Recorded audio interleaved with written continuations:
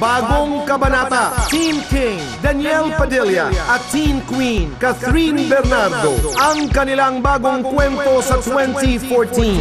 Sabag ng Bayan, Premium Exclusive. Sa pagtatapos ng 2013, isang malaking tagumpay pa ang nakamit ng kanilang tambalan. Anong nakita mo? Yung multo dun sa burol. Sa halos 3 taon nilang pagsasama sa telebisyon at pelikula, walang humpay nilang pinaibig at pinakilig ang kanilang mga tagahanga. Pagdating naman sa tunay na estado ng kanilang relasyon, kailanman hindi nila itinago sa publiko ang espesyal nilang pagtitinginan. Subalit noong Pasko, isang tweet di umano mula kay Bibi Gandanghari ang gumulantang sa bayan. And we quote, "Merry Christmas, Danilo. I wrapped up your GF Bernardo just for you. LOL. End of quote. Agad na gumawa ito ng ingay sa social media. Tila ito na nga ang matagal nang hinihintay na kumpirmasyon ng mga sumusubaybay sa kanilang tambalan. Kaya naman ngayong 2014, handa na ba nilang buksan ang bagong kabanata? Hindi lang sa kanilang tambalan, kung hindi pati na rin sa kanilang espesyal na relasyon. Ang kanilang nag-iinit na sagot, Daniel Padilla at Catherine Bernardo, dito sa Sabag ng Bayan.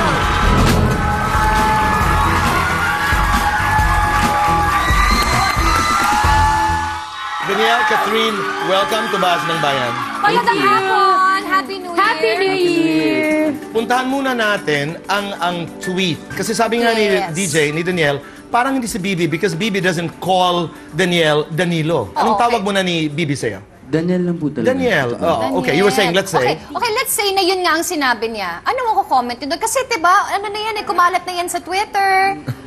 Huwag mo akong ngitian.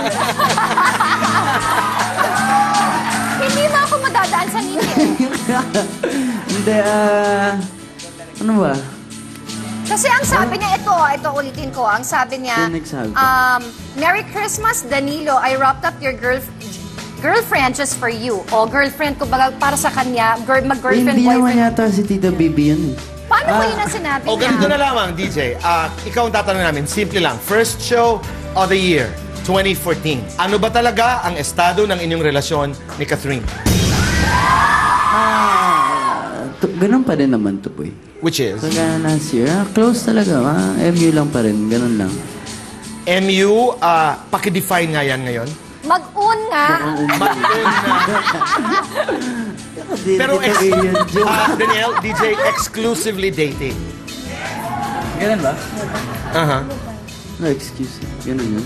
Exclusively dating. So wait, hindi ka na pwedeng makapag-date sa iba, sikat, hindi na rin wala nang pwedeng ligawan o manligaw. Kayong dalawa lang. Wala na rin oras sa manligaw ng iba. Hindi, siguro ganun nga yan. Wait, Kat, kasi this year, mag-18 ka na sa March. Yeah, sa March, tita. So, ibig ba sabihin nun, pwede na mag-boyfriend? Hindi muna siguro ako ready talaga na, as in, makipag-commit ka. Yung serious commitment talaga. May obligations na ganyan po. Siguro ano lang, enjoy lang muna kasi meron pang school, tapos yung sa trabaho. Hindi naman masama siguro magkaroon ng yung kaibigan or itong bagay na ito, Catherine, pinag-uusapan mo kasama yung mga magulang? Yeah, very open ako sa mama ko. You talk about this thing? Yes.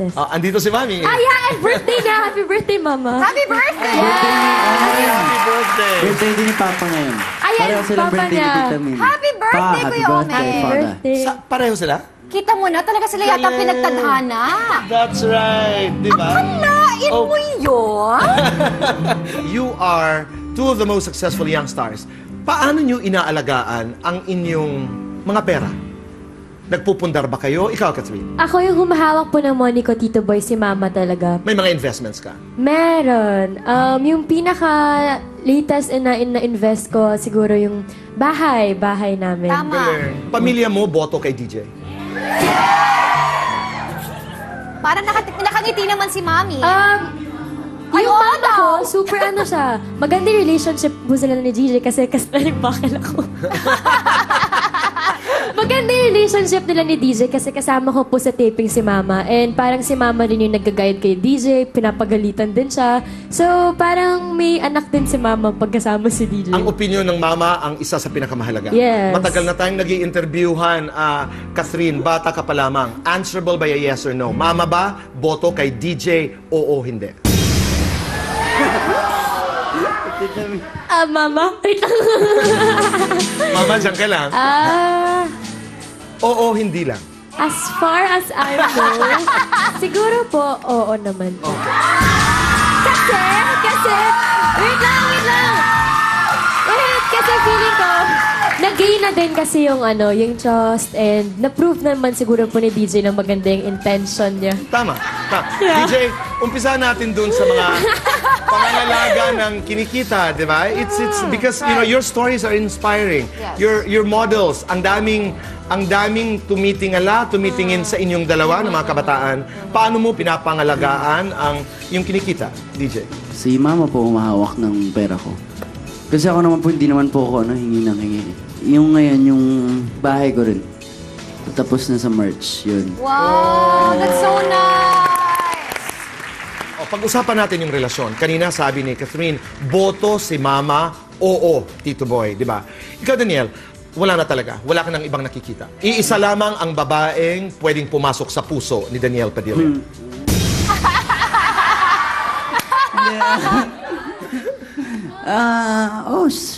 Opo. Okay na yun?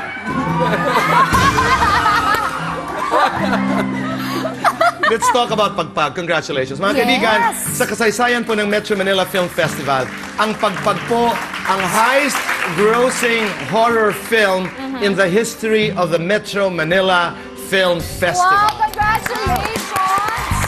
Congratulations! Pasalamatan niyo ang lahat? Ano po, sa lahat ng sumuporta ng Pagpag, maraming salamat po. At nagustuhan niyo po yung palabas na ginawa po namin. Kaya, thank you so much. Catherine. Super ganda ng nagtapos yung year namin, Tito Boy, kasi nga super sinuportahan ng mga tao yung movie namin ni DJ. So gusto ko magpasalamat. Salamat po talaga sa mga fans na mga sumuporta, yung mga kaibigan namin, sa family namin. 160M na as of today. Wow! Congratulations! Gusto namin magpasalamat, of course, sa Star Cinema, kay Tita Malu, Sir Enrico, and kay Mother Lily sa Regal Films. Thank you so much sa magandang project na binigay niya sa amin ni DJ. Ano ang inyong pinaka-importanteng leksyon na natutunan dito sa pelikulang ito? Ako, Tuboy, nung sinasabay ko yung Got to Believe, pati yung Pagpag, parang bigla ko na lang sinabi sa sarili ko lang na mahal ko na yung trabaho ko. Kahit minsan, hindi maiwasan nagreklamo ka na eh. Di ba po? Dahil sa pagod, sa stress, po yan. Pero sabihin mo rin sa sarili mo na ito yung, kumbaga, ito yung lifestyle ko ngayon. Ito yung nagpapasaya sa akin, nagpapasaya sa mga tao. At sa pamilya mo. Yun talaga. So, Wow. That means a lot. Yeah. Ito na ang aking buhay. Ikaw, Catherine. Ako siguro, Tito Boy, lahat talaga may hard work talaga na kasama yan. Na hindi mo talaga makuha na overnight lang or gumawa ka ng pelikula na hindi ka talaga maghihirap para makita mo na mag-boom ngayon. So kami, alam nila direct Cathy yan na para na kaming zombie pag-taping kasi everyday. Pero ngayon parang worth it lahat yon kasi sobrang ganda ng kinalabasan. Na-appreciate ang inyong hard work. Huling katanungan na lamang. Dahil first show of 2014 ang Buzz ng Bayan. Kung meron kayong naisabihin sa isa't isa, ano yun? As friends, as special friends, As ano ang mag-MU? nais nyong sabihin sa isa't isa? Gusto ko mag-thank you sa patience niya sa akin. Kasi hindi mo maiiwasan since puyat kami. Tapos, Ang ganda-ganda mo na ngayon. thank you. Alam mo, bata kasi ito eh. Alam mo, but Tita she's Boy, so beautiful. yes, alam mo, Tita Boy, pag pinapanood ko siya sa Got to Believe, magkasama naman kami, but when I see her on screen, na walang makeup, na very simple, ang ganda. Oo. Ang ganda mo! Totoo yun. Coming from somebody beautiful like Carmina. Tita Okay. Carmina. Tuloy mo ang iyong sinabi. Adeline, gusto mo mag-thank you kasi. Okay. Gusto ko wait, thank you. Thank you rin sa patience niya kasi sabihin mo sa kanya. minsan moody na pag sa taping, wala na pag madaling araw, parang sa kanya ko nabubuhos yung mga galit ko or mahima iksi na yung patience ko sa kanya. Pero yan, thank you for understanding mo. Wow. Yeah. DJ ka. Ikaw naman, Dij. Walang problema. Hindi lang. Hindi, Walang problema anytime. basta yung gusto ko lang, nung year na, last year, tsaka nung last year, thank you dahil maraming natulong si Catherine sa akin. Sa simula pa lang, siya na yung tumulong sa akin. Hanggang last year, siya pa rin ginaguide niya ako sa lahat ng dapat kong gawin. At ngayong year, gusto ko sanang marami pa tayong magawa. Na magagandang bagay at magpapasaya ng mga tao at ikakasaya natin dalawa. Ay, kinikilig kami! Oh my gosh! Anong tawagan niyo sa isa't isa? Bal. Ano yung bal? Kambal. Bal. Kasi lahat na lang magkasama na kami. Package na kami. Correct, bal. So, kambal na. Bal. Okay. Mga kaibigan, huwag po kayong aalis. Dahil magbabalik pa po ang Buzz